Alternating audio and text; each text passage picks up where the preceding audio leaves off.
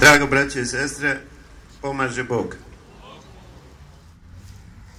Da nam je svima srećna i Bogom blagoslovena 102. i svaka naredna litija,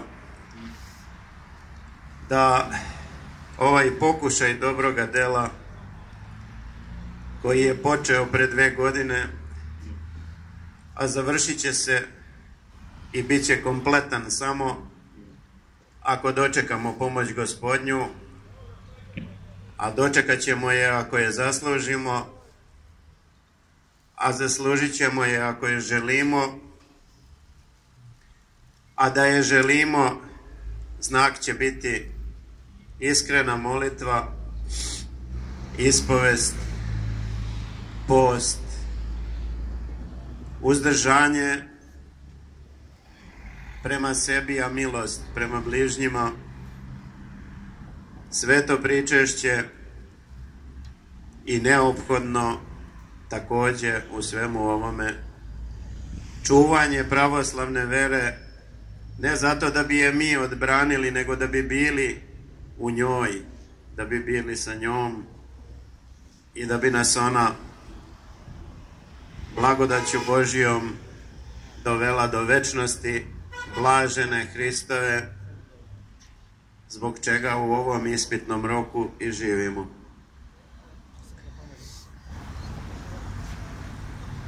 Ima mnogo primjera zala koja su nas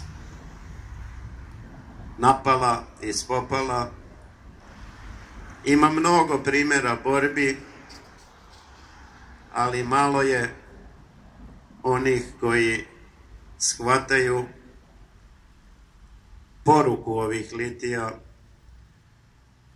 da bez pravoslavne pobožnosti neće biti nikakve slobode. Neće biti nikakvog izbavljenja od ropstva, a da bi pravoslavna pobožnost zaživela u narodu, onda su oni koji je već poznaju mnogo odgovorniji ako o njoj ne saopštavaju bližnjima, ako javnim svedočenjem ne svedoče duši svojoj da želi pravoslavnu istinu i spasenje Gospodnje. Mnogo je napada sa svih strana i ljudima je već jasno da se ljudskim silama iz ovoga ne možemo izbaviti, da je pokolj duša srpskih koji je u toku sa svih strana praćen i stradanjem fizičkim, stradanjem srpskih tela koje truju iz vazduha, decu otimaju ili truju vakcinama, prave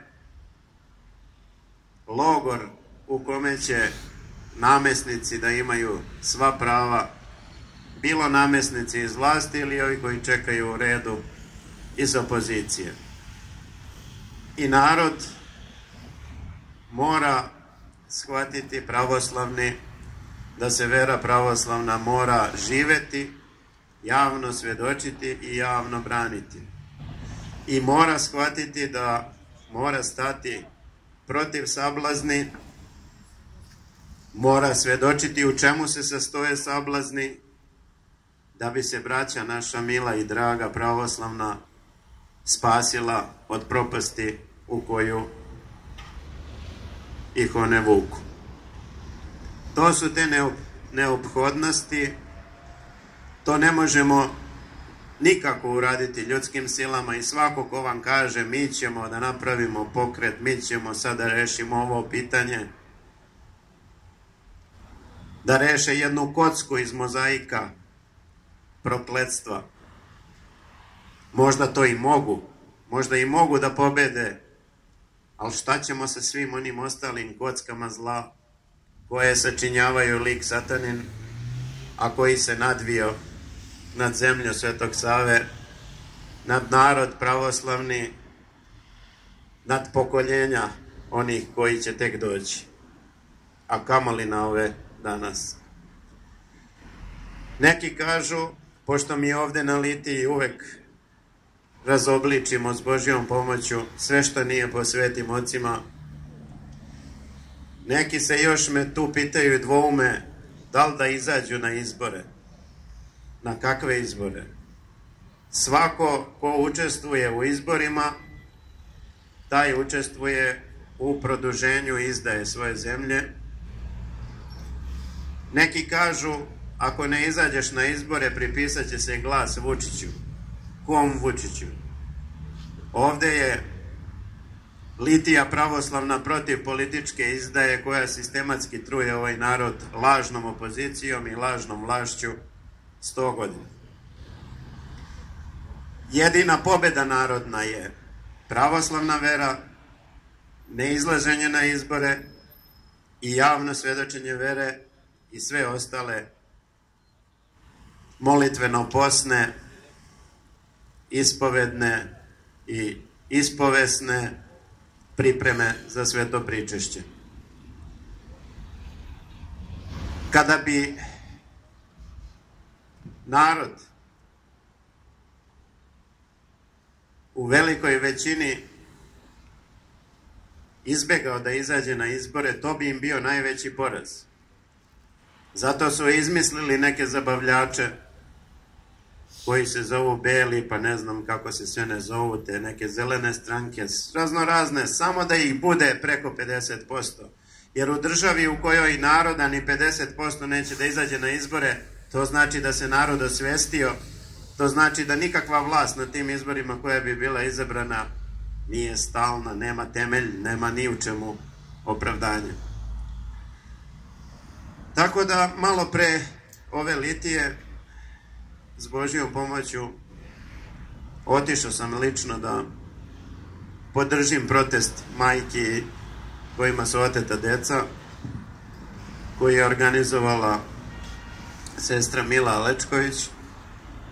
Mi odemo da podržimo i molimo ih da dođu, ovde njih nema, ne znam, nije mi jasno. Neću izbeći nigde da odem gde kome treba pomoć, ali ne možemo da sada jedan se bavi problemom otimanja dece, jedan se bavi samo vakcinama, jedan se bavi, svako se bavi samo nekim konkretnim problemom koji kad rešimo neće nam biti ništa bolje. Biće nam, treba se boriti, treba podržati sve. Ali ne možeš ti i ovako malo svesnih ljudi da usmeriš da rešavamo samo jedno pitanje. Znači, ne treba mi da rešavamo ni jedno pitanje. Mi treba da ustanemo protiv svih tih problema, a sa nadom da će nam Bog pomoći. To su ove Litije koje svedoče da je Srbija pod prokletstvom zato što nije pravoslavna, a ne zato što nije demokratska ili nema ljudska prava ili ne znam šta. Kakve slobode ili ne znam pitanja. Tiha okupacija traje, kao ko sam pomenuo prošli put. Oni očekuju i Kosovo da izdaju, ali bi najviše voleli da to pripišu srpskom narodu. Zato i čekaju svake godine da 100.000 ljudi umre, onih starijih penzionera, koji se sećaju onog nacionalnog buđenja iz 1989. godine, kakvog takvog, koje su političari posle zloupotrebili svi listom. 100.000 ljudi takvih umre svake godine, znači oni već spominju sad referendum, što znači da nas je dovoljno umrlo ovih starijih koji se sećaju imalo srpske pravoslavne nacionalne istorije, dok nam je stanje u omladini tužno i pretužno, jer je ona sistematski, psihološki obezveravana, moralno degradiravana, i ako ima u njoj rodoljublja i pravoslavlja, ono je ili pod nekim striktnim blagoslovima duhovnika koji ih guše, ili je u navijačkim grupama, ili negde gde je zatvorena u neku komandu. Tako da, pominjali smo ovde da je moguće da će možda iduće godine, dok pomre još 100.000 takvih, dati referendum, namestiti referendum, nebitno kako, I ako na referendumu proglase da je narod izdao Kosovo, onda bi valjda svi shvatili da smo svi krivi zbog ovakvog duhovnog stanja, da nije kriv meni komšija što mi, ili država, ili vlast, ili nego da sam ja svedočio veru kako je trebalo, ne bi mi se ovo dešavalo. A dao bi primjer s Božjom pomoću još nekome, pa uopšte ne bi ovako bilo. Ne bi čekali 2016. godinu kad smo počeli ovde, kad je potopljena Gračanica, da počne prvi pravoslavni protest. Od 37. godine. 1937. S Božjom pomoću čekat ćemo, jer, nažalost, mnogi danas misle da se izgovore, da ne moraju da brane istinu, da ne moraju da izlaze, da imaju neki koji su na to pozvani, da će ga to opravdati što će da sedi kući i ne briguje, ali treba znati da sad mi ode misao, ali nema veze.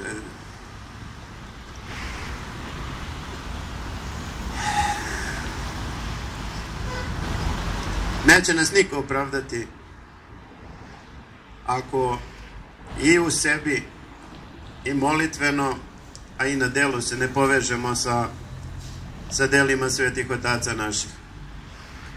Inače, da pomenemo ovde, pošto uvek pomenemo nešto novo, novu izdaju koju umeđu vremenu primetimo, ja sam ovde jednom pomenuo da mi je jedna gospođa ispred Skupštine, kad smo bili na nekoj od prethodnih litija, rekla da živi u centru grada i da su Šiptari pokupovali sve stanove u užem centru grada. Evo sad u novinama već pišu da je 12.000 stanova od Šiptara kupljeno u Nišu. I onda kada tome, kad se malo bolje podsjetimo, pridodamo da ovaj pravi autoput od Niša do Tirane, znači super je kombinacija, izdaje. Ovi zauzimaju grad, a ovaj ih veže sa glavnim gradom njihove nade. Nade napadne, nepravedne, nade koja na srpskom u samom imenu Tirana govori o nekom tiranisanju. Jednog mučeničkog naroda u smislu paćeničkom, koji kroz istoriju uvek bude u lošoj veri, koji uvek nekako gramzivo krene da otima od okolnih naroda, na momente mu to uspe, a posle obavezno nastradaju. Neko kaže da su bili neki duhovnici i da kažu da skoro u Grčkoj i da samo što nije počeo rat između Turske i Grčke. Iako se to u vestima ne može proneti, ali s obzirom na te njihove tamo lokalne turske provokacije i sve što se dešava svakodnevno, a verovatno i podsjećajući se onih pouka mnogih proroka da veliki rat treba da počne između Turske i Grčke, da će trajati 6 meseci, da će biti strašno jer će biti u planu da pobiju što više, i da ako budemo dostojni, ako budemo pravoslavni, nikad nismo dostojni, ali ako budemo pravoslavni i na reči i na delu, da Bog da, kako reče starac Gavrilo, da dočekamo pravoslavnu slobodu posle tog velikog stradanja. Neće u vreme toga rata biti da ćemo mi da gledamo televizijske prenose kako oni samo ratuju, a mi ćemo ovde da uživamo. Nas će napasti u vreme toga rata svi okolni narodi, sve su to starci rekli, I sve to pravedno i dobro je. Da nisu ovoliko srbomrzni ovi ostali narodi, pitanje je da li bi se setili duše i da li bi se setili pravoslavlja. Sećam se kad su mi pričali, kad su izbeglice iz Hrvatske počele da dolaze, pa jedan od njih kaže, pa mi smo se čudili što nas Hrvati napadaju. Pa mi uopšte nismo znali da su Srbi. Tek sad kaže hvala Hrvatima što su nas gonili, jer mi uopšte tamo nismo znali da smo Srbi. Mi smo mislili da smo Jugosloveni, da je bratstvo i jedinstvo. Nije im bilo jasno uopšte većini. Ne kažem da... Ali opet svako, braćo i sestre, u veri pravoslavnoj u svakom sekundu može da se spase. Imamo odlična proroštva da će nam Gospod pomoći. Sve znamo šta će biti, samo da mi budemo pravoslavni, da mi do tada uradimo ono s Božjom pomoću što je do nas, da pokažemo kako verujemo, u koga verujemo i da nam ime Gospodnje, Gospoda Isusa Hrista, bude i u srcu i na delu. Amin. Bože daj. Da pročitamo Oče naš, pa da zajedno svi da se pomolimo, pa da krenemo. U ime Oca i Sina i Svetoga Duha. Amin. Oče naš, iže jesi na nebesje, da sjati sja imja Tvoje, da pridet carstije Tvoje, da budet volja Tvoja, jako na nebesi i na zemlji. Hljeb naš nasušni daš nam dnes i ostavi nam dolgi našja, jakože i mi ostavljajem dolžnikom našim. I ne vovedi nas svoj iskušenje, no izbavi nas od lukavog. Slava Otcu i Sinu i Svetome Duhu, Bogu našem, i sada i uvek i u vekove vekova. Amin.